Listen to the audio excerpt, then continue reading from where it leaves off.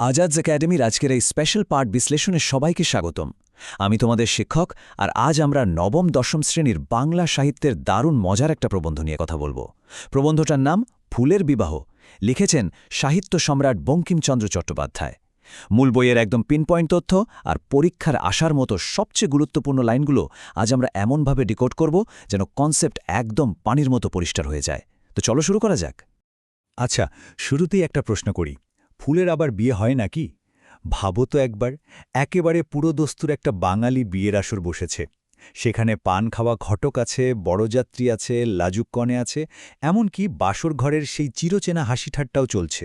কিন্তু মজার ব্যাপার হলো, এখানকার সবাই মানুষ নয়, সবাই হলো ফুল আর পোকামাকড়।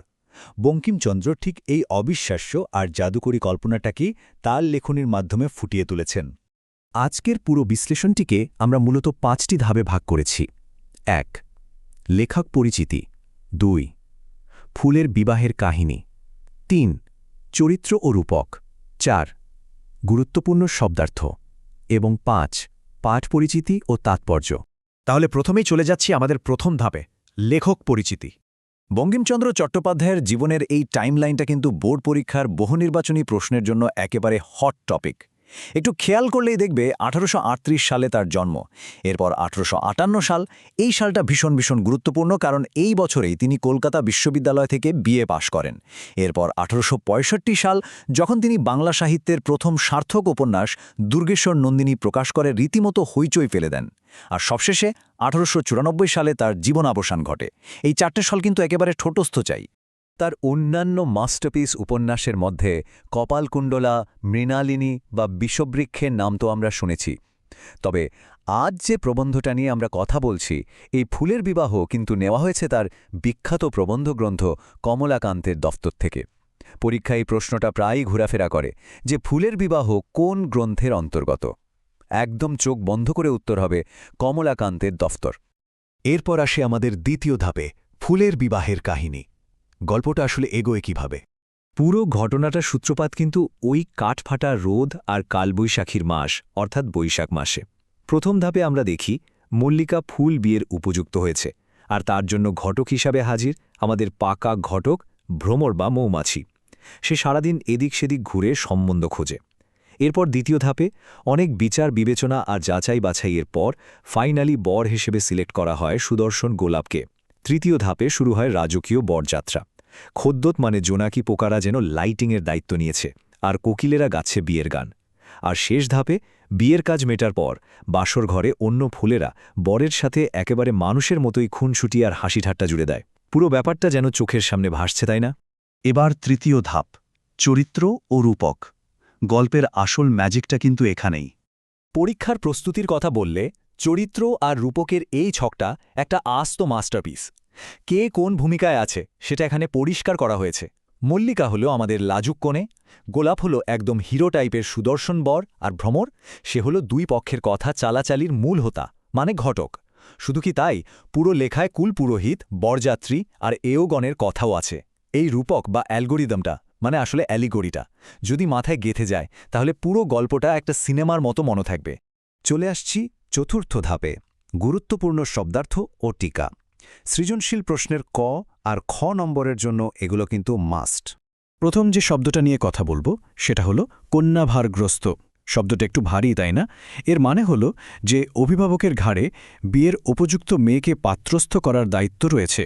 গল্পে আমরা দেখি মল্লিকা গাছে অনেকগুলো ফুল ফুটেছে, তাই ওই গাছটাকেই এখানে একজন কন্যাভারগ্রস্ত চিন্তিত পিতার সাথে তুলনা করা হয়েছে। এর মাধ্যমে কিন্তু তৎকালীন বাঙালি সমাজের একটা বাস্তব চিত্র দারুণভাবে ফুটে উঠেছে। এরপরের ইন্টারেস্টিং শব্দটা হল এওগণ। এর মানে হচ্ছে সধবা নারী, অর্থাৎ যাদের স্বামী জীবিত আছেন। হিন্দু বিয়ের চিরাচরিত রীতি অনুযায়ী এওগণরাই কিন্তু বর কনেকে বরণ করে নেন।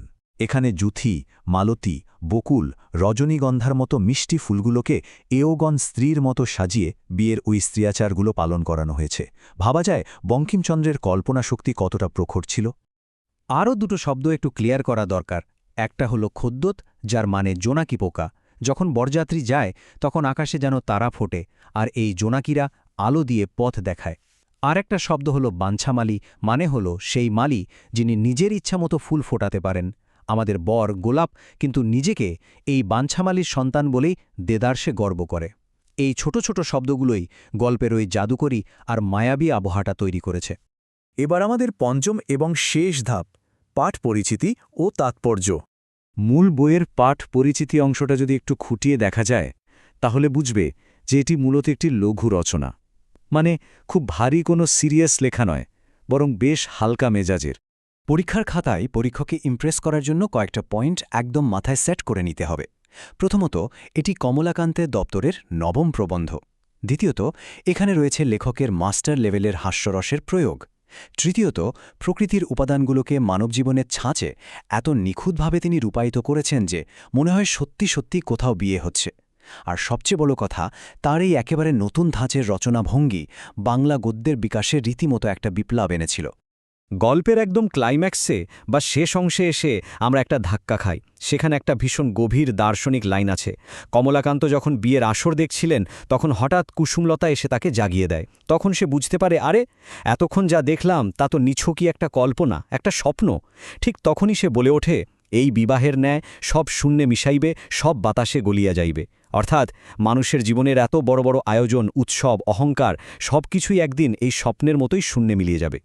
তো সবশেষে সবার জন্য একটা ভাবনার খোরাক রেখে যায়, একটা নিছক মজার স্বপ্ন। কিভাবে আমাদের মানব জীবনের এই ক্ষণস্থায়ী উৎসব আর আচারের এত গভীর একটা সত্যি আমাদের সামনে তুলে ধরল। বিষয়টা নিয়ে একটু ভেবো কিন্তু। আজাদস একাডেমির আজকের এই বিশ্লেষণটি আশা করি সবার পরীক্ষার প্রস্তুতিতে একটা গেম চেঞ্জার হিসেবে কাজ করবে। মূল বইয়ের লাইনগুলো বারবার পড়ার আর আজকের এই পিন পয়েন্টগুলো মিলিয়ে নেওয়ার আহ্বান জানিয়ে আজকের মতো এখানেই বিদায় নিচ্ছি।